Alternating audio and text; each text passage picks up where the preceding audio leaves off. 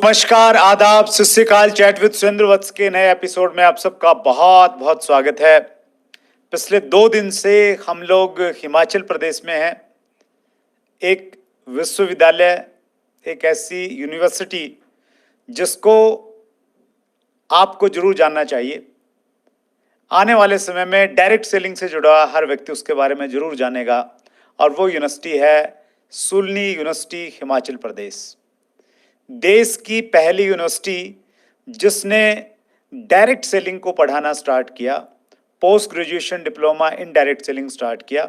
और अच्छी बात यह है हम सब के लिए, CWSV चैट विद सुरेंद्र वत्स के व्यूवर्स के लिए, कि इस प्रोग्राम की घोषणा चैट विद सुरेंद्र वत्स के एपिसोड नंबर 100 में हुई थी, जो हमारा स्पेशल एपिसोड था, जिसमें हमारे मेहमान यूनिवर्सिटी के वाइस चांसलर प्रोफेसर अतुल घोषला, हेम पांडे सर, डॉक्टर कमलकांत वशिष्ठ थे।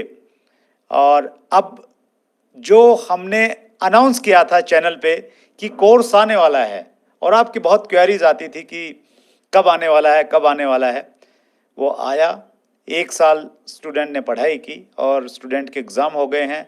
डायरेक्ट सेलिंग का एक बहुत बड़ा कॉन्क्लेव यहाँ पे था। सो आज हम लोग यूनिवर्सिटी में हैं, और अक्सर हम लोग इंटरव्यू शूट करते हैं हमारे स्टूडियो में, लेकिन ये उन गिने चुने इंटरव्यूज़ में से है जो हम दिल्ली से बाहर जाके शूट करते हैं। तो आइए हम सब लोग मिलकर स्वागत करें। आज हमारे मेहमान हैं सुलनी यूनिवर्सिटी हिमाचल प्रदेश के चांसलर प्रोफेसर PK घोषला साहब। उनकी पर्सनैलिटी से इतना प्रभावित हूँ, 2 दिन से उनके साथ में हूँ। मुझे मौका मिला उनके कर कमलों द्वारा एक बहुत बड़ा अवार्ड, ABJ कलाम रुद्राक्ष अवार्ड लेने का मौका भी मिला। तो उस समय भी मैंने सर से ब्लेसिंग्स ली थी, और स्टार्ट करने से पहले आपकी ब्लेसिंग मैं लेना चाहता हूं सर। आपने जिस प्रकार का काम किया है और जिस प्रकार मतलब आपकी पूरी लाइफ बहुत इंस्पायरिंग है सर। महात्मा गांधी जी ने एक बार कहा था कि मेरे से कुछ मत सीखो, मेरी जीवन से सीख लो, आप उससे बहुत कुछ सीखने को मिल जाएगा। तो आपका जीवन जो है, और आपने जो बायोग्राफी भी लिखी है, वो एक बहुत अच्छा काम किया आपने। जो लोग सीखना चाहते हैं तो आपकी पूरी लाइफ जर्नी से सीख सकते हैं, लेकिन बहुत थोड़े समय में। चैट विद सुरेंद्र वत्स की विशेषता यही है कि 20-25 मिनट में हम लोग बहुत सारी लर्निंग ले लेते हैं। तो सर, सबसे पहले यूनिवर्सिटी से पहले तक की आपकी जर्नी संक्षेप में हम लोग जानना चाहेंगे कि पढ़ाई लिखाई, फिर आप टीचिंग में कैसे आए, और यूनिवर्सिटी का आइडिया कैसे आपके दिमाग में है। मैं तो यही कहूँगा सुरेंद्र जी कि मैं बचपन से ही एक अध्यापक बनना चाहता था। प्राइमरी में था तो प्राइमरी के टीचर अच्छे लगते थे, मिडिल में आया मिडिल के लगने लग गए, मैट्रिक में गया तो मैट्रिक के टीचर अच्छे लगे। तो फिर कॉलेज में पहुँचे, कॉलेज में प्रोफेसर कहते थे। पता लगा कॉलेज के प्रोफेसर बनने के लिए MSc करनी पड़ती है, और MSc तो बाहर जाकर करनी पड़ेगी। मैं लुधियाने को में रहता था, उनसे मेरे पेरेंट्स। और उसके बाद फिर MSc करने अमृतसर चले गए। मैंने बॉटनी में MSc की, और 1960 में हमारा डिपार्टमेंट चंडीगढ़ आ गया, क्योंकि जब पार्टीशन हुई थी लाहौर में, तो पाकिस्तान का पार्ट पाकिस्तान में रह गया। इंडियन जो भी टीचर वापस आए, वो डिफरेंट डिपार्टमेंट पंजाब के डिफरेंट शहरों में उनको वहाँ जगह मिली ठहरने के लिए, कॉलेज में जहाँ जहाँ खाली जगह थी। तो जो क्योंकि मैं बॉटनी में करना चाहता था, वो खालसा कॉलेज अमृतसर में गया। फिर 1960 में सारी यूनिवर्सिटी का कैंपस चंडीगढ़ आ गया। पहले तो चंडीगढ़ और अमृतसर में बड़ा फर्क था। चंडीगढ़ नया शहर, अच्छी आबादी, साफ सुथरे बाथरूम, मतलब टूटियों वाले होते थे, उसमें लकड़ी का टुकड़ा लगा होता था, पानी की दहाड़ 1 मीटर आगे गिरती थी, नीचे घास फूस और मॉस लगी हुई। वो कहाँ चंडीगढ़ में नए बाथरूम, नई सब कुछ, तो अच्छा लगा। और एक ही जीवन में था कि मैंने अध्यापक बनना है, और मैंने यूनिवर्सिटी का अध्यापक बनना है, और मेरे माँ बाप मध्य वर्ग में संबंधित हैं, और मेरी हायर एजुकेशन के लिए वो बिना स्कॉलरशिप के मुझे नहीं पढ़ा सकेंगे। उद्देश्य था कि मैं अपने BSc ऑनर्स और MSc में यूनिवर्सिटी में फर्स्ट आऊँ। उसी उद्देश्य को लेकर मैं पढ़ता गया, और मैं फर्स्ट भी आया BSc ऑनर्स में, MSc में भी स्कॉलरशिप मिल गया PhD की, और PhD के बाद ऑक्सफोर्ड पढ़ने गए पोस्ट डॉक करने के लिए। ऐसे जीवन चलता रहा। फिर यूनिवर्सिटी का आइडिया कहाँ से आया सर आपके दिमाग में, कब आया ये एग्जैक्टली? फिर मैं डिग्री करने के बाद चंडीगढ़ में ही पंजाब यूनिवर्सिटी में एक अध्यापक बन गया, और वहीं से मैं, जैसे पहले बताया कि मैं ऑक्सफोर्ड पढ़ने गया एज ए पोस्ट डॉक, और वहाँ से जब मैं वापस आया, मैं तो प्लांट साइंसेज का स्टूडेंट था, मुझे स्कॉलरशिप मिला वानिकी में, फॉरेस्ट्री में। अब फॉरेस्ट्री करने के लिए जब मैं ऑक्सफोर्ड गया, वापस आने के बाद 2.5 साल के बाद, तो फॉरेस्ट्री का डिपार्टमेंट तो सिर्फ हिमाचल में था, और मैं हिमाचल में शिफ्ट कर गया 1975 में, और यहीं पर मैं प्रोफेसर बना, वाइस चांसलर बना 1998 में एग्रीकलचर यूनिवर्सिटी पालमपुर में, और 2001 में मैं साइंटिफिक एडवाइजर बना, शिमला आ गया। तो उस समय ऐसा समय था जब लोग प्राइवेट एजुकेशन की यूनिवर्सिटियों के लिए compete कर रहे थे, गवर्नमेंट कंपनी प्रपोजल भेज रहे थे। क्योंकि मैं एक विज्ञान का एडवाइज़र था, तो मुझे भी वो सारे प्रोजेक्ट मेरे पास भेज दिए जाते थे, और मैंने और ये सोचते-सोचते ख्याल आने लगा कि मैं ही क्यों नहीं कर लेता।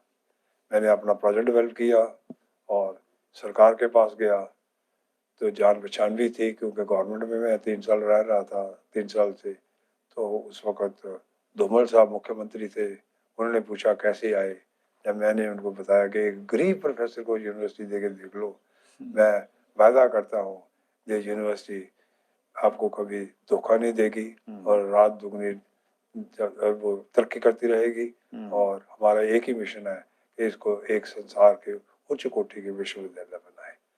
उनको उनकी सहमति हुई, विश्वविद्यालय अवार्ड हो गया, और हम इस रास्ते पे चल पड़े, और शुरू से ही यही था कि क्वालिटी करेंगे, क्वांटिटी पर ध्यान नहीं देंगे, क्योंकि अगर तरक्की करनी है तो क्वालिटी ही करनी पड़ेगी। ये भी ज्ञान हुआ शुरू में ही कि सबसे ज़्यादा इम्पोर्टेंट है अनुसंधान, रिसर्च।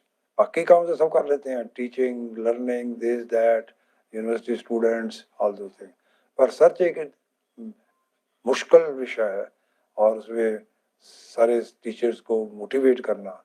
पर मैंने सोचा कि नहीं करेंगे, और एक ऐसा प्लान बना लिया कि थोड़ा करो, अच्छा करो, अच्छे जर्नल्स में पेपर छापो, अच्छी रैंकिंग हो, तो धीरे धीरे धीरे धीरे ये सारा पाइल अप होते हुए एक दिन ऐसा आया, पता लगा कि शून्य यूनिवर्सिटी की जो रिसर्च फाइंडिंग है, दुनिया की टॉप यूनिवर्सिटियों के साथ कंधा से कंधा मिला रही है, और भारत की टॉप यूनिवर्सिटी से इसका डाटा डबल है।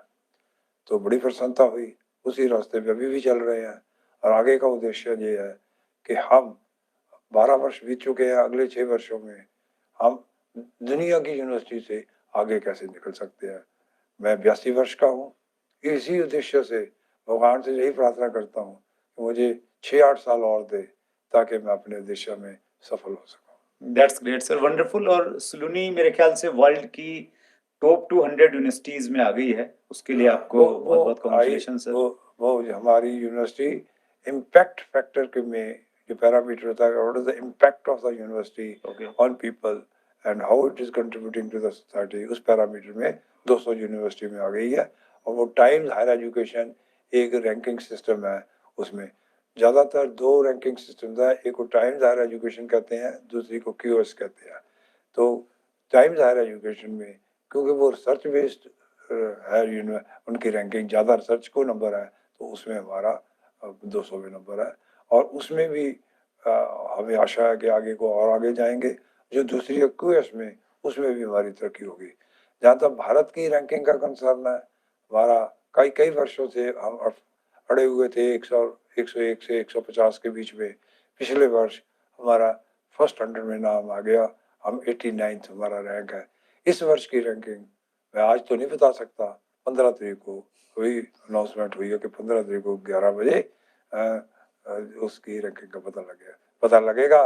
मुझे आशा है 89 से तो अच्छी होगी। That's great sir, wonderful.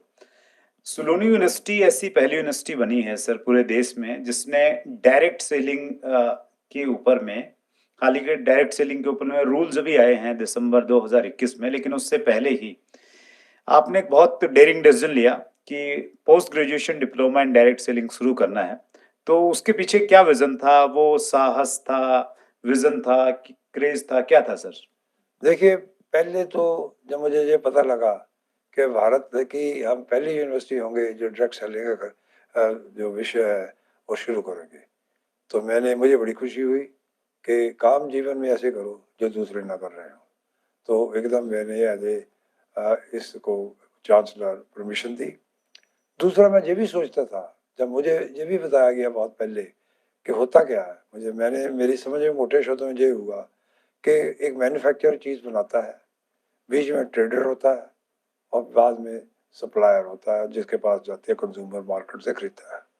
कि बीच की जो दो कड़ियाँ हैं, ट्रेडर की और उसके साथ वाली, अगर इसको निकाल दें तो डायरेक्ट मैन्युफैक्चरर का मटेरियल अगर वो सीधा पब्लिक के पास, कंज्यूमर के पास पहुंच जाए तो ऑब्वियसली प्राइस सस्ती हो जाएगी, क्वालिटी कंट्रोल हो जाएगा। तो मैंने सोचा कि जब ये सेमिनार भी होना था, जब कमल कांत जी जो हमारे इंचार्ज हैं, हेड ऑफ द डिपार्टमेंट है, जब उन्होंने बात की, मैंने कहा कि yes you must go, it's very important. क्योंकि मैं आप समझ गया था कि डायरेक्ट सेलिंग का जो ये कोर्स है, इसका आने वाले समय में जब समाज ये चाहता है shortcut, people don't have time to waste, so help the people.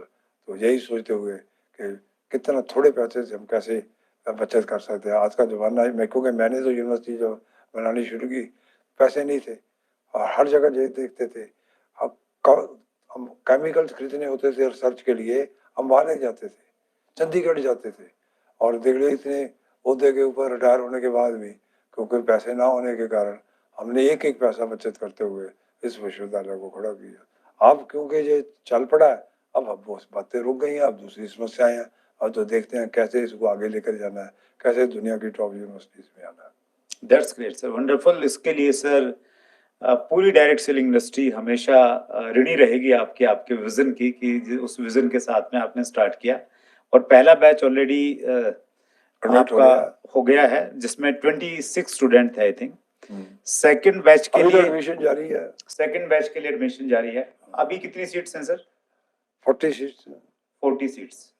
So 40 seats हैं, जैसा चांसलर साहब बोल रहे हैं। और हम लोग यूनिवर्सिटी का कस्टमर केयर का नंबर और लिंक, जो ईमेल आईडी है, वो हम नीचे डिस्क्रिप्शन में डालेंगे, ताकि आपको अगर कोई भी क्वेरी है तो आप सीधा यूनिवर्सिटी से आप संपर्क कर सकते हैं। एक क्वेश्चन मैं आपसे और पूछना चाहता हूँ सर। पिछले 2 दिन से हम लोग आपके साथ में हैं, और मैंने आपको स्टेज से सुना। प्रेजेंटेशन में आप बहुत दूर से बहुत अच्छे से पढ़ पा रहे थे।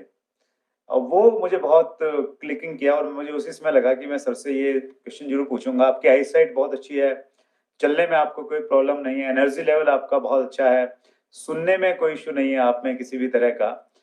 और आज के टाइम पे आपकी 82 की एज है, मतलब हम लोग कल्पना नहीं करते कि इतनी एज में हम सब कुछ, हमारी बॉडी इसी तरह से फिट रहेगी। तो आपकी इस एनर्जी का, और अब तक आपने अपने आप को मेंटेन करके रखा, उसका राज क्या मानते हैं? आपकी क्या चीज़ों का आपने ध्यान रखा? मैं विश्वास करता हूँ बॉडी, माइंड एंड सोल में। हम अक्सर आत्मा को भूल जाते हैं और माइंड को भी भूल जाते हैं, बॉडी की तरफ ध्यान देते हैं। 92 में मैंने एक पुस्तक पढ़ी, ऑटोबायोग्राफी ऑफ ए योगी। उसकी कहानियाँ या कथाएं या इंस्टांसेस इतने इंटरेस्टिंग थे कि कैसे योगियों को पता लगता है ये चीज़ आगे को जाकर होने वाली है। क्योंकि समय के कारण स्टोरी तो नहीं बता सकता, पर उस किताब ने मेरे ऊपर एक मार्क छोड़ा, ऐसा कि इस विज्ञान को भी सीखना चाहिए। तो मैंने उसी संस्था को ज्वाइन कर लिया। इंडिया में, भारत में उसे योगदास सत्संग सोसाइटी ऑफ इंडिया कहते हैं, और रांची में उसका हेडक्वार्टर है, और उसका ग्लोबल हेडक्वार्टर्स लॉस एंजलिस में है। वहाँ इसका नाम है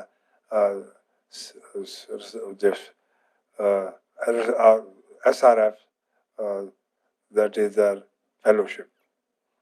तो क्योंकि योगानंदा एक ऐसे सन्यासी थे जिनके बारे में कहा गया था कि ये भारत का झंडा विदाउट मेडिटेशन विदेश में, अमेरिका में ये स्थापित करेंगे। उनके गुरु ने कहा था, you ought to be a graduate. वहाँ अगर हिंदुस्तानी मॉन्क साधु उस जमाने में 1920 में अगर यूनिवर्सिटी ग्रेजुएट होगा तो उसको लोग बड़े उत्साह से निमंत्रण और उसको रिसीव करेंगे। तो उन्होंने डिग्री करके गए और वो 1935 में भारत एक ही बार आए और 1952 में उनका देहांत हो गया। पर उन्होंने अपने ग्रुप को ऐसे लेसन बना के छोड़ दिए कि जिसको आप पढ़ने से इनके सन्यासियों से ज्ञान लेकर अपने मेडिटेशन कर सकते हैं। इस संस्था का सबसे बड़ा प्रयोग है एक क्रिया योग है। क्रिया योग में आप ऑक्सीजन लेते हैं और उसको अपने चक्रों के ऊपर, जीवन के जो हमारे 7 चक्कर हैं इनके ऊपर घुमाते हैं।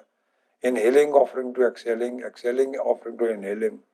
तो वो जो प्रक्रिया चलती है तो उसमें आप सांस लेना भूल जाते हैं। तो आप ऑक्सीजन लेते हैं, कार्बन डाइऑक्साइड कम छोड़ते हैं। वो कार्बन डाइऑक्साइड छोड़ने से आप सोचो एक ऐसी मशीन बन गई आपका शरीर कि आप एनर्जी तो ले रहे हैं पर आप धुआं नहीं छोड़ रहे। तो वो जो एनर्जी आपके अंदर ही रह रही है वो आपके सवाल का जवाब है। तो वो आपको तंदुरुस्त मन से, तन से, आत्मा से, अगर मैं कुछ हूँ मैं उसी को श्रेय देता हूँ कि 82 वर्ष में भी अगर मेरी आवाज़ ठीक है, मेरी चाल ठीक है, अगर मेरा उठना बैठना ठीक है, मेरा मन ठीक है तो आत्मा भी ठीक होगी। तो वो शक्ति के कारण ही मैं इसका सारा श्रेय अपने गुरु परमहंस योगानंद को देता हूँ कि उन्होंने इसे योग्य बनाया और ये जो विश्वविद्यालय बना है, लोग मुझे इंस्टीट्यूशन बिल्डर कहते हैं, बन गया। उस वक्त तो ये तो नहीं सोचा था कि I will be a unique person, पर लोग कहते हैं। पर अगर कहते हैं तो मैं समझता हूँ कि ये मेरे गुरु का ड्रामा है कि ही वांट्स, अगर मैं आज भी काम कर रहा हूँ उसी का कोई ड्रामा होगा कि आने वाले वर्षों में मैंने समाज के लिए क्या करना है। That's great sir. इसी से जुड़ा हुआ एक प्रश्न है, खान पीन को लेके आप कुछ पर्टिकुलर चीजों का ध्यान रखते हैं सर? मैं प्योर वेजिटेरियन हूँ और सिगरेट नहीं पीता, शराब नहीं पीता, बाकी तो जो घर में मिलता खाते हैं। एक मिडिल क्लास में जो परिवार में होता है जनरली फ्रूट ज्यादा लेते हैं। That's great sir. अंतिम प्रश्न मेरा ये है सर, चूंकि हमारे साथ में ज्यादा लोग डायरेक्ट सेलिंग से जुड़े हुए हैं और डायरेक्ट सेलर जब काम करता है तो शुरुआत में सर उसको बड़े चैलेंजेस आते हैं क्योंकि एक नए तरीका का काम है, रिजल्ट नहीं मिलते, फैमिली से भी विरोध मिलता है, लोगों से भी विरोध मिलता है और उसमें निराशा आ जाती है बहुत बार। तो ऐसे लोग जो एक नई राह पे हैं, उनको निराशा आए तो ऐसे युवाओं को स्पेशली क्या संदेश आप देना चाहेंगे? युवाओं के लिए मेरा, देखो समस्याएं हर नए काम में आती हैं, हमें भी आई। Face the problems in front, डर के नहीं, शेर की तरह। और कोई भी चीज इस संसार में स्टेबल नहीं है, दुख सुख बदलते रहते हैं। अगर दुख है तो सुख में कन्वर्ट होगा, सुख है तो दुख में होगा। इसको समझते हुए कर्तव्य अपना करते जाओ और आपको समय आएगा, दुख बीत जाएगा, जो अच्छी चीज होगी आपके साथ चलती रहेगी। That's great sir. मुझे डॉक्टर कमलकांत वशिष्ठ की एक बात याद आ रही है, उनसे जब भी बातचीत होती है तो वो बोलते हैं कि मैंने अपनी लाइफ में प्रोफेसर घोषला से बड़ा ड्रीमर नहीं देखा। आप आज 82 साल की उम्र में भी ड्रीम्स देख रहे हैं, अगले 5-7 साल का आपने प्लान किया हुआ है, लेकिन बहुत सारे लोग ड्रीम्स पे विश्वास नहीं करते हैं। उनके लिए कोई संक्षिप्त संदेश आपकी तरफ से सर? देखिए, लंबा जीना और आपका उद्देश्य होना चाहिए। आपके पास इतने व्यस्त आप होने चाहिए कि आप उसके पास समय ही ना हो इन चीज़ों को सोचने के लिए। समाज के तरफ, समाज के लिए कुछ ना कुछ करते जाएं अपनी परिस्थिति के अनुसार और व्यस्त रहें, मेहनत करें और ईमानदार रहें, कार्य करते रहें। परसुएशन, कमिटमेंट, हार्ड वर्क, जितनी भी अच्छी चीज़ें हैं सारी उसको लगा दें तो कोई कारण नहीं है कि आप समस्याओं में घिरेंगे। आप मन से, तन से और आध्यात्मिकता से आप उज्जवल रहेंगे। That's great sir. Thank you so much sir, आपने अपने प्रीशियस टाइम में से समय निकाला, बहुत बहुत धन्यवाद उसके लिए। सो ये थे प्रोफेसर पी के घोषला, चांसलर सुलनी यूनिवर्सिटी हिमाचल प्रदेश। 82 साल की उम्र में भी सपने हैं, 82 साल की उम्र में भी बहुत ज़्यादा व्यस्त रहते हैं और उन्होंने यही एक राज बताया कि अपने आप को इतना बिजी रखो कि दूसरी चीज़ों के लिए आपके पास में समय ही न बचे। हम इस इनसे बहुत कुछ सीख सकते हैं और ज़िंदगी में अप्लाई कर सकते हैं। डायरेक्ट सेलिंग इंडस्ट्री का इतिहास जब लिखा जाएगा, उस इतिहास के सुनहरे पन्नों में सुलनी यूनिवर्सिटी का नाम, डॉक्टर कमलकांत वशिष्ठ का नाम, प्रोफेसर घोसला का नाम हमेशा याद रखा जाएगा।